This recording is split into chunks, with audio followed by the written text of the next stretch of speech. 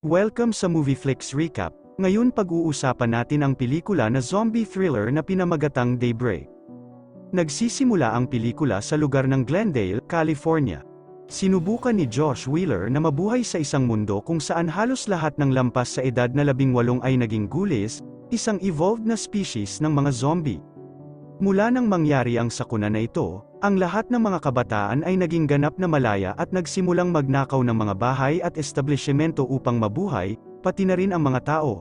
Nag-mutate din ang mga hayop at lalong nagiging nakakatakot. 6 na buwan na ang nakalipas mula nang sumabog ang mga biolohikal na bombang nuclear, at ang ilang tribo ay nilikha na may layuning sakupin ang teritoryo.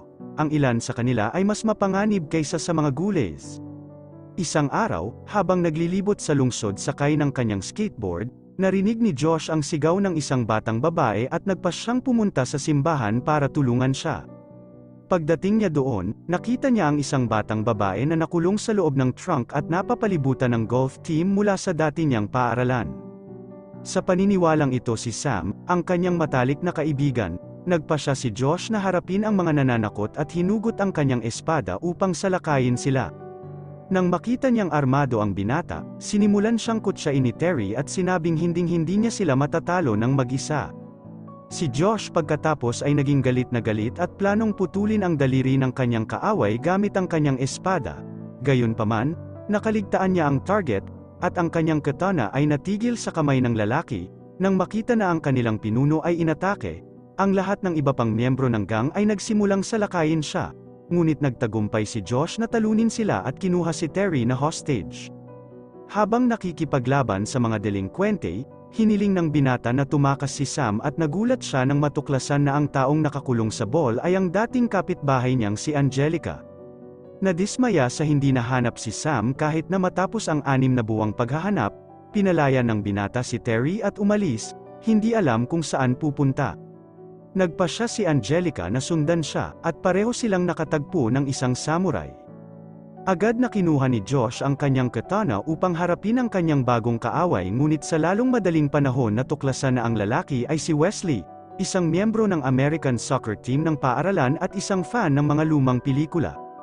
Ngayon tinawag ng manlalaro ang kanyang sarili na isang pacifist at sinasabing nagbabayad siya para sa mga krimen na ginawa niya sa kanyang nakaraang buhay. Nang malaman niyang hinahanap ni Josh si Sam, ibinunyag ni Wesley na nakarinig siya ng mga chismis na nakita siya sa paligid ng shopping mall ng lungsod ilang kilometro ang layo. Nariyan ang barkada ni Turbo, na may ugali na ilagay ang kanilang mga bilanggo sa isang talent show. Kung ang boss ay hindi gusto ang musika, isang bitag na pinto ang babukas, at ang tao ay itatapon sa isang enclosure na puno ng mga ghoulies. Sa kabutihang palad, ang mga awit ay namamahala upang makatakas at sinubukang tumakas, ngunit si Turbo ay hindi sumuko sa paghabol sa kanya at inalis siya sa tulong ng isang missile. Pagkatapos ay inutusan niya ang kanyang grupo na sumali sa golf team para tulungan silang tugisin si Josh. Bago umalis papuntang mall, nagpasya siyang dumaan sa kanyang apartment para kumuha ng mga gamit, at tinanong siya ni Angelica kung paano niya matitiyak na buhay si Sam. Pagkatapos, sinabi ni Josh na noong araw na sumabog ang mga bomba, nag-iwan si Sam ng isang post-it note para sa kanyang kaibigan na nagtatanong kung nasaan siya, dahil tuluyan na siyang 9 love sa dalaga. Nangako si Josh na hindi siya susuko hanggat hindi niya ito natatagpuan, at mula noon ay tinutupad na niya ang kanyang pangako. Biglang narinig ng tatlo ang ingay ng mga sasakyang paparating. Pagdating nila sa apartment ng binata, sinimulan nilang batuhin ang bintana sa pagtatangkang ipagtanggol ang sarili. Ibinalik ng trio ang pag-atake at naghagis ng mga bag ng dugo sa hukbo ng kaaway. Sa sandaling yun, sinalakay ng 12 ng mga ghoulies ang mga vandal na sinusubukang hulihin si Josh. Pagkatapos, kaagad, ang mga tribo ay kailangang umatras at tumakas nang makitang nilalamon ang ilan sa kanilang mga kasosyo. Samantala, sinamantala ng 3 kabataan ang pagkakataong makatakas sa likod ng pinto at naghiwa-hiwalay para makapunta sa mall. Kahit na matapos ang pag-atake, si Josh ay patuloy na tinutugis at sinusubukang itapon ang kanyang mga kaaway habang sina Wesley at Angelica ay nagbubukas ng establishmento. Sa sandaling iyon, lumapit si Aguli upang lamunin sila, ngunit sakto namang lumitaw si Josh at itinusok ang kanyang espada sa likod ng babae. Nang malaman niyang nasaktan siya, Mabilis siyang tumakbo palayo, at pagkatapos ay lumitaw si Baron Triumph. Walang nakakaalam ng tunay na pagkatao ng biker, ngunit lahat ay natatakot sa kanya. Sa kabutihang palad, nang lumapit ang kontrabida at tinanggal ang kanyang maskara, napagtanto ng mga kabataan na ito ay isang murang imitasyon ng biker. Matalino, si Eli ay nagpanggap na si Baron Triumph upang itakwil ang mga gang at lumipat sa paligid ng lungsod nang walang panganib na mahuli. Ganyan niya nagawang sakupin ang buong mall nang walang nagtatangkang manghimasok sa kanyang espasyo. Nagsisimula ang problema nang magpakita ang tunay na Baron Triumph, at agad na binuksan ni Eli ang mall upang siya at ang iba pang mga teenager ay makapagtago habang sinusubukan ng biker na sirain ang mga gate. Ang grupo ay tumakbo para magtago at nauwi sa pagkalinlang ni Eli, na nakulong sina Josh at Angelica sa loob ng isa sa mga tindahan. Ayaw ng binata na ibahagi sa iba ang kanyang mall kaya pilit niyang inaalis ang mga bisita. Gayunpaman, nasa labas pa rin si Wesley at sinusubukang kumbinsihin si Eli na palayain ang kanyang mga kaibigan dahil nagpasya siyang maging isang pasipista. Hindi siya maaaring salakayin ng binata at sinisikap niyang lutusin ang sitwasyon ng maayos. Samantala, nananatiling nakakulong sina Josh at Angelica at hindi nagtagal ay natuklasan nilang may kasamang mangkukulam na kumakain ng tao.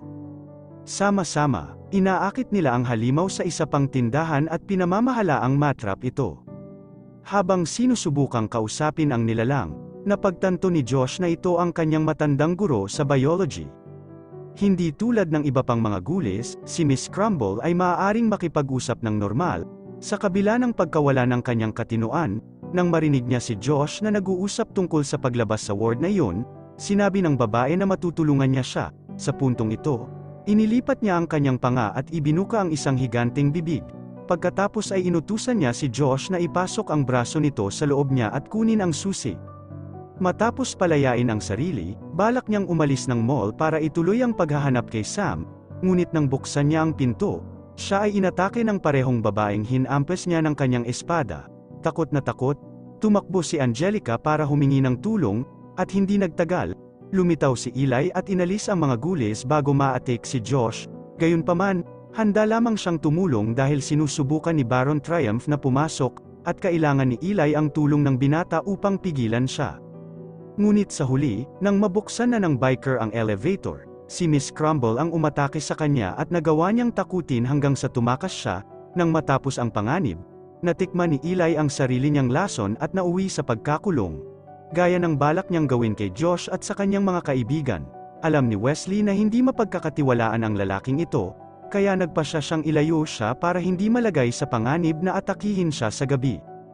Samantala, pumunta si Josh sa banyo at natuklasan na siya ay nakagat.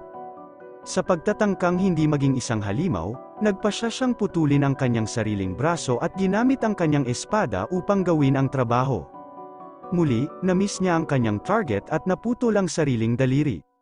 Nang marinig niya ang sigaw ng kanyang kaibigan, pumunta si Angelica upang tingnan kung ano ang nangyayari, at natuklasan ni Josh na hindi tulad ng mga zombie, ang mga gulis ay hindi nakakahawas sa kanilang mga biktima. Sa wakas, ang mangkukulam ay makakain ng laman ng tao at naghahanda ng finger sandwich.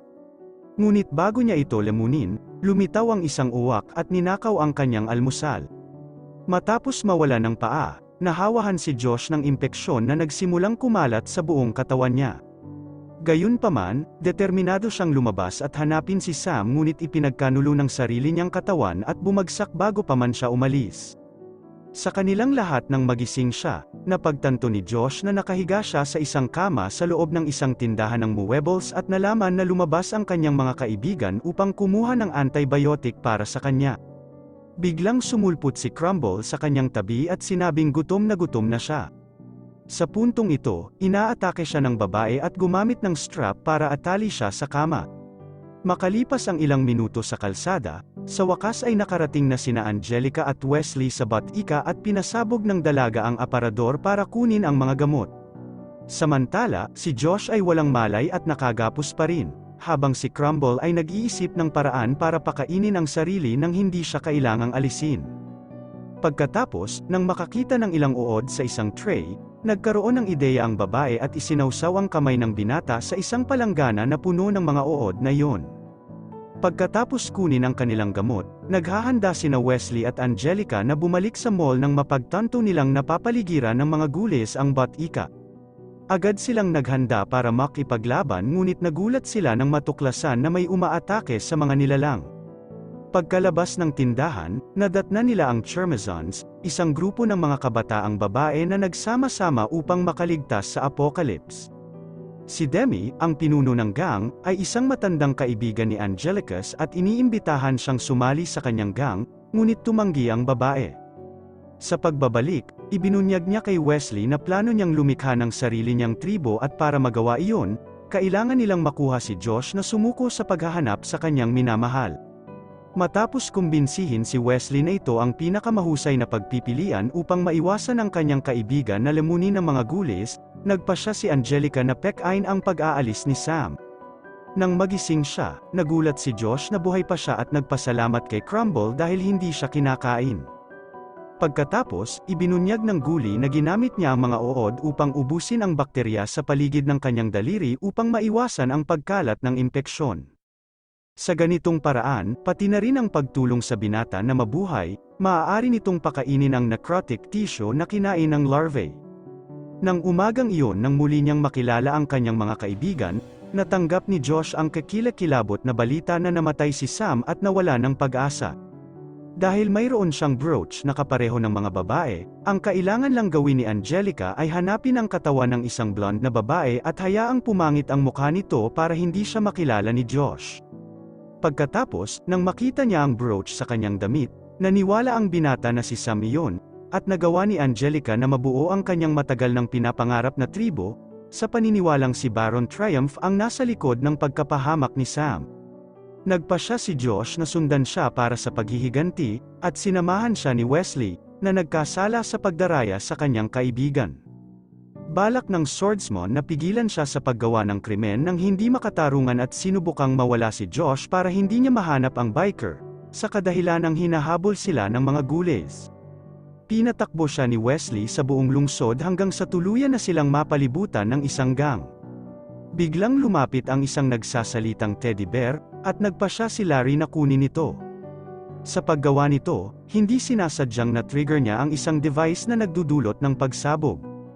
Sa sandaling iyon, napunit ang kanyang ulo, at lahat ay tumakas nang mapagtanto nila ang presensya ni Baron Triumph. Nang matamaan siya, nawala ng malay si Josh, at nang magising siya, napagtanto niyang nasa loob siya ng isang pabrika. Si Wesley ay nakulong sa isa pang hawla at napanatag ang kanyang loob nang matuklasan na ang kanyang kaibigan ay may master key na nakaimbak sa loob ng kanyang peking daliri. Matapos palayain ang sarili, napagtanto ng binata na nasira ang kanyang susi at humingi ng tulong sa isang batang babae na nagtatrabaho sa pabrika upang mahanap ang lugar kung saan itinatago ng biker ang mga susi. Habang naghahanap ng paraan para mapalaya ang kanyang kaibigan, nadatna ni Josh si Jaden Hoyles, isang binata mula sa kanyang paaralan, at sa sandaling iyon ay napagtanto niya na darating si Baron Triumph. Agad siyang nagtago at nagulat nang tanggalin ang pinakadelikadong kontrabida sa post-apocalyptic na mundo ang kanyang maskara dahil nalaman niyang ang lalaking ito ang principal ng kanyang paaralan.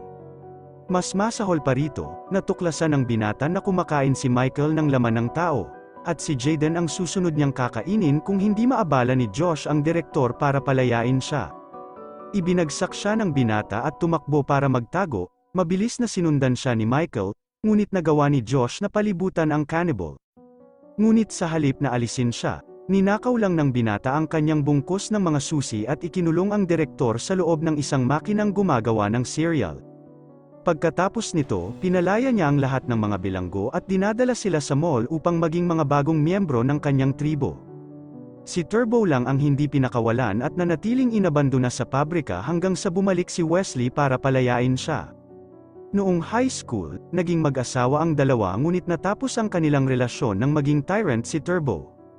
Matapos gunitain ang mga lumang panahon, hiniling ng lalaki kay Wesley na alisin si Josh at sinabi na kung hindi gagawin ng binata, sasalakayin niya silang lahat at aalisin ang lahat ng nakaligtas.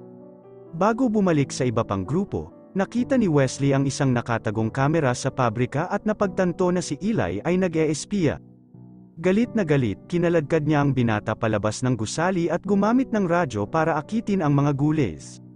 Ngunit ilang segundo bago lamunin si Eli, hinayla siya ni Wesley pabalik sa loob. Ngayong alam niyang malalagay sa panganib ang kanyang buhay kung hindi maalis si Josh, sinubukan ni Eli na alisin siya sa lahat ng uri ng paraan, ngunit laging nakabantay si Wesley upang iligtas ang kanyang kaibigan. Gayunpaman, pagkatapos ng mahabang pag-uusap tungkol sa kinabukasan ng lahat ng miyembro ng tribong iyon, pareho silang nakarating sa conclusion na ang pag-aalis kay Josh ay ang pinakamarangal na bagay na dapat gawin, dahil mailigtas sila, mailigtas ang iba pang grupo. Kaya, habang ang lahat ay naghahanda para sa isang celebratory ball, nilaso ng mag-asawa ang korona, sa paniniwalang si Josh ang mahalal na hari ng partido. Sa panahon ng kaganapan, inaalok ni Wesley na maging DJ, at sa pagtatapos ng pagdiriwang, ang mga boto para sa future king ay sarado. Ilang minuto na lang bago lumabas ang resulta, at nataranta si Wesley. Matapos ang mahabang pag-iisip, nagpa siya ang pasipista na sabihin kay Josh ang totoo at ipinahayag na mahal niya si Turbo. Aniya, nagkaroon ng relasyon ng dalawa ngunit naghiwalay matapos madaig ng selos.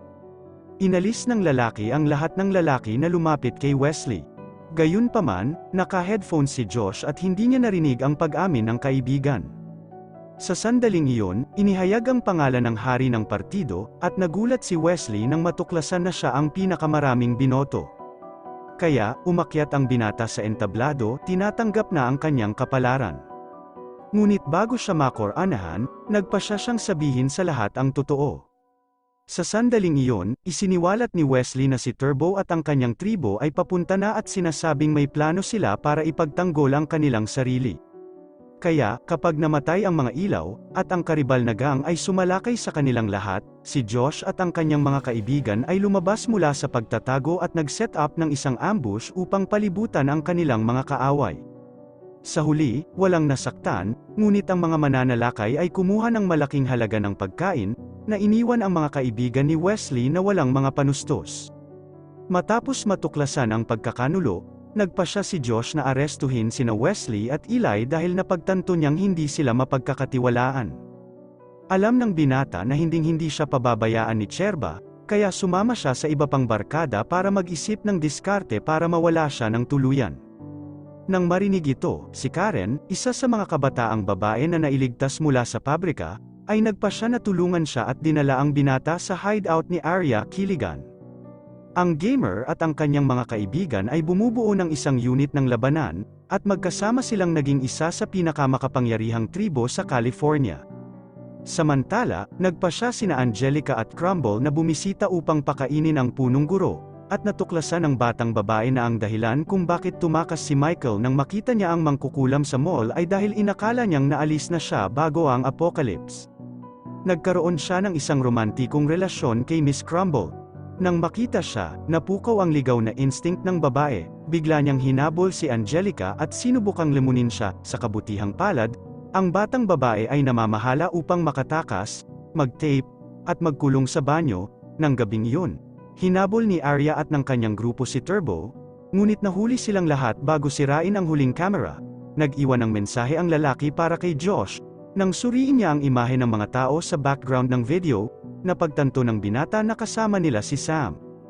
Makalipas ang ilang oras, nagpa siya si Angelica na umalis sa banyong yon. Sa pagbukas ng pinto, napagtanto niya na hindi maganda si Crumble. Desperado, humingi ng tawad ang babae sa pagtatangkang salakayin ang babae at nakiusap na tulungan siya habang namumuo ang nakakatakot na mga sugat sa kanyang likod. Dahil sa pag-aalala sa kaibigan, ibinalik siya ni Angelica sa mall at ginagamot ang kanyang mga sugat, ngunit ang sabi ng babae ay hindi siya magaling, kaya pumunta ang dalaga para kumuha ng gamot para sa kanyang sarili. Nang makilala niya si Josh, nalaman niyang alam na nito ang buong katotohanan. Matapos matuklasan na buhay si Sam, isinandal ng binata si Wesley sa dingding at ipinagtapat sa kanya ang peking pag-aalis ng dalaga. Nang malaman niyang niloko siya ng kanyang matalik na kaibigan, pinalayas sila ni Josh sa mall kasama si Eli. Nagpa siya si Angelica na sumali sa tribo ng Chermazon. Nang matuklasan na umalis na ang batang babae, sinundan siya ni Crumble at pagkaraan ng ilang minuto sa kanyang bisikleta ay nahanap niya ang punong tanggapan ng tribong mandirigma. Kaagad, ang mangkukulam ay napapaligiran ng isang grupo ng mga armadong babae at pinamamahalaang pumasok sa The Hideout pagkatapos sabihin na naroon siya upang makibahagi sa hamon. Sa sandaling iyon, nakita niya si Angelica ngunit hindi niya magawang makipag-usap sa kanya. Ang lahat ng mga bagong dating ay hinahamon na makilahok sa unang pagsubok, na binubuo ng pagtukoy sa tanging pagkain sa buong piging na hindi pa nalisan. Ang mga unang kalahok ay pumili ng ulam at kumagat ngunit agad na tumakbo sa banyo. Samantala, sinubukan ni Crumble na kunin ang atensyon ni Angelica at nagawang makipag-ugnayan sa dalaga. Sama-sama, sinubukan nilang pumili ng pagkain ngunit ang guro ay dumating sa conclusion na ang lahat ng pagkain ay lason, at pareho silang nagpasya na uminom na lamang ng tubig. Sa ganitong paraan, nagagawa nilang magpatuloy sa susunod na yugto. Sa yugtong ito, kailangang alisin ng mga batang babae ang mga gulis na nakadamit bilang Santa Claus gamit ang kanilang mga kamay. Matapos mawala ang isa sa kanilang mga kasamahan sa koponan, nagpasya ang mga kalahok na magsama-sama upang makuha ang mga halimaw at magtagumpay sa pag-aalis sa kanila. Gayunpaman, nang ang isa sa kanila ay lumapit kay Angelica, si Crumble ay nagmamadali upang protektahan siya at itinaboy ang nilalang. Pagkatapos ay sinimulan niyang dilaan ang isang pool ng dugo sa sahig, at nalaman ng lahat kung sino talaga siya. Kaagad, ang guli ay dinala sa paglilitis, at inutusan ni Demi ang mga baguhan na bumoto kung dapat siyang mabuhay o maalis. Sa isang herd effect, iniisip ng lahat na dapat alisin si Crumble, maliban kay Angelica. Sa halip na iwanan ang kanyang kaibigan, nagpasya ang batang babae na umalis kasama niya, at dahil sa kanyang saloobin, naging tanging kalahok na makapasa sa huling pagsubok. Mula nang matalo sa labanan laban kay Josh, nagsimula ng kumilos si Turbo ng kakaiba at inihiwalay ang sarili sa lahat ng miyembro ng kanyang tribo. Kahit si Mona, ang kanyang tapat na squire, ay napapansin na siya ay iba.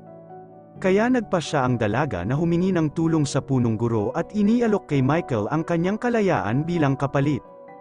Dapat siyang bumalik sa paaralan at tulungan ang mga mag-aaral na maibalik ang kaayusan.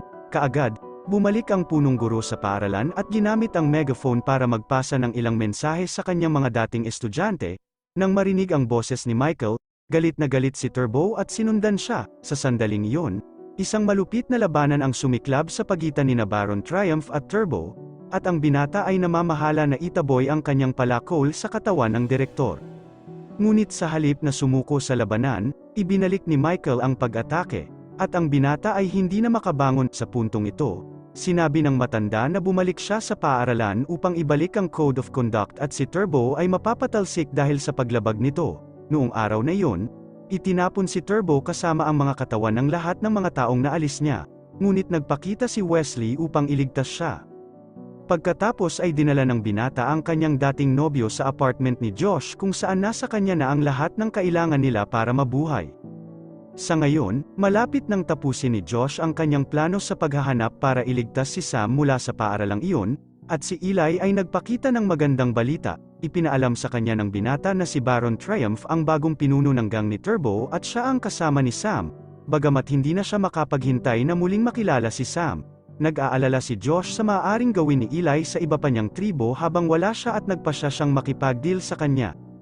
Alam na si Eli ay isang kolektor ng mga magic card, ipinangako ni Josh na bibigyan siya ng isang buong koleksyon hanggat nangako ang binata na hindi pa alisan ang iba pang mga kabataan mula sa tribo. Desperado na tulungan ang kanyang nasugatan na dating kasintahan, nagpasya si Wesley na humingi ng tulong sa kanyang matandang kaibigan, at walang pagsisikap si Angelica na iligtas siya. Pagkatapos tumawid sa lungsod, siya at si Crumble ay dumating sa apartment ni Josh, at ginagamit ng guro ng biology ang lahat ng kanyang kaalaman sa medisina upang gamutin ang mga pinsala ni Turbo. Samantala, sinisikap ni Michael na alamin kung bakit hindi naging gulis ang mga bagets at nagpasyang subukan ang isang teorya. Naniniwala siya na ang pag-iniksyon ng gamot na ininom ng mga kabataang ito ay maaaring nakaligtas sa kanilang buhay dahil ang mga hindi nag-iniksyon sa paaralan ay nauwi sa pagkamatay ilang sandali matapos ang pagsabog ng bomba. Kaya nagpasya ang direktor na maghanda ng mga jellies na puno ng immune-boosting substance para sa mga kabataan na hindi pa nakakain ng pangalawa at pangatlong dosis. Sa ganoong paraan mapoprotektahan nila ang kanilang sarili hanggang sa makakita ng mga bagong vial ng iniksyon. Nang hapong iyon, naghanda sina Eli at Josh para pumasok sa paaralan. ang plano ay binubuo ni Eli na gamitin ang kanyang Baron Triumph outfit para lokohin ang mga estudyante at kunin si Josh bilang kanyang bilanggo. Gayunpaman, nang magsuot ng maskara ang binata, lumitaw si Jaden at inatake siya, na naniniwalang siya ang direktor. Nang matuklasan niya ang kanyang tunay na pagkatao sa ilalim ng kasuotang iyon, tumakbo ang binata palayo at sinubukang tulungan ni Josh ang sugatang binata habang nabutas ang tiyan nito. Hindi nakatiis si Eli at nauwi sa pagkamatay sa mga bisig ng kanyang kasama. Pagkatapos kumain ng cocktail na nagpapalakas ng kaligtasan sa sakit ni Michael, ang mga estudyante ay nagsimulang mahimatay, at nagpunta si Sam upang siyasatin kung ano ang nangyayari. Pagkatapos, nang pumasok siya sa opisina ng punong guro, natuklasan niya na kumakain pa rin ito ng laman ng tao at pinananatiling nakakulong si Barry sa aparador upang pakainin ang kanyang mga braso at binti. Sa sandaling iyon, natuklasan ng kabataang babae na balak ni Michael na kunin si Glendale, ngunit nawalan siya ng malay bago siya magkaroon ng pagkakataong mag-react. Matapos maalis si Eli, nagpasya si Josh na ituloy ang kanyang plano ng mag-isa at pumasok sa paaralan na nakasuot ng Baron Triumph. Matapos hanapin ang lugar, nakita niya si Sam, at biglang tinamaan ang mag-asawa ng isang pagsabog. Ilang minuto bago mangyari ang sakuna na ito, inatake ni Michael ang punong tanggapan ng Cheers. Si Angelica, bilang isa sa mga biktima ng pagsabog, gayunpaman, hindi tulad ng iba pang mga batang babae sa kanyang tribo, ang babae ay nailigtas ng lalaki dahil siya ay gumaganap ng isang mahalagang papel sa kanyang plano para sa dominasyon. Pagkaalis niya at ng kanyang mga sundalo, kakailanganing maglabas ng missile si Angelica para pasabugin si Glendale para pilitin itong sundin ang kanyang utos. Ginamit ng punong guro si Miss Crumble bilang isang hostage at nagbabanta na aalisin siya kung hindi niya susundin ang kanyang mga utos. Pagkalabas ng paaralan, bumalik sina Josh at Sam sa mall upang balaan ang iba pang grupo tungkol sa mga plano ni Michael. Pagkatapos ng pagsabog, nawalan sila ng kakayahang makarinig at kailangan nilang makipag-usap sa pamamagitan ng pagsulat. Nang malaman ni Karen kung ano ang mangyayari, sinabi ni Karen na dapat tumakas ang kanyang mga kaibigan upang mabuhay. Ngunit humihingi ng tulong si Sam para pigilan ang direktor sa kanyang plano. Sa takot na maalis, nagpasya ang tribo na umalis, at si Josh lamang ang sumang-ayon na samahan sila sa kanilang misyon na iligtas ang lungsod. Kaya't nagpasya silang pumunta at humingi ng tulong sa mga Chermazon at makipagkita kay Wesley at Turbo sa daan. Ilang oras na ang nakakaraan mula noong sumabog, unti-unti, nagsisimula ng bumawi ang pandinig ng mga kabataan habang sila ay may planong patalsikin sa trono ang direktor. Ang quartet ay tumatanggap ng mga reinforcement, at may ideya si Josh na gumamit ng mga instrumentong pangmusika upang maakit ang mga gules. Sa ganitong paraan, nagagawa niyang bumuo ng hukbo para labanan ang mga sundalo ni Michael. Sa panahon ng labanan, pumunta si Josh upang iligtas si Angelica, at nakatakas ang direktor. Ang susunod na hakbang ay ang pag-alis ng sandata sa missile, at para doon, kailangan ni Angelica ang tulong ni Miss Crumble, kaya hinanap siya ni Sam at Josh at nagulat sila sa pagdating ni Baron Triumph. Habang sinusubukan ni Sam na gambalain siya, hinahanap ni Josh ang kanyang guro at sa kabutihang palad ay nahanap siya nito. Pagkatapos, pumunta si Josh upang tulungan ang kanyang kaibigan at hinampas ang prinsipal gamit ang kanyang espada. Biglang may lumabas na kakaibang nilalang sa loob niya. Ngunit sa pagkakataong ito, nagawa ni Josh na matamaan ang kanyang target at maalis ang halimaw. Ngayong wala na si Michael, natapos na ang digmaan sa pagitan ng mga estudyante, at nagawa ni Crumble na makarating sa missile. Gayunpaman, sinabi ng babae na walang paraan upang i-disarm ito, kaya may ideya si Angelica na ipadala ito sa kalawakan para hindi maapektuhan ang planeta. Ang problema ay ang pagbaril ay maaari lamang magpaputok ng mano-mano, at nagpasya si Crumble na isakripisyo ang sarili upang iligtas ang kanyang mga estudyante. Gayunpaman, tumanggi si Angelica na iwanan ang kanyang kaibigan at sinabing mananatili siya sa kanyang tabi. Pagkatapos magpaalam sa babae, hiniling ng guro sina Josh at Wesley na dalhin siya sa isang ligtas na lugar. Makalipas ang ilang minuto, pinaputok ng babae ang missile, at ang pagsabog ay nangyari sa malayo sa Glendale. Habang naniniwala si Angelica sa pagkamatay ng kanyang matalik na kaibigan, lumitaw si Crumble sa tabi niya at nagulat ang lahat.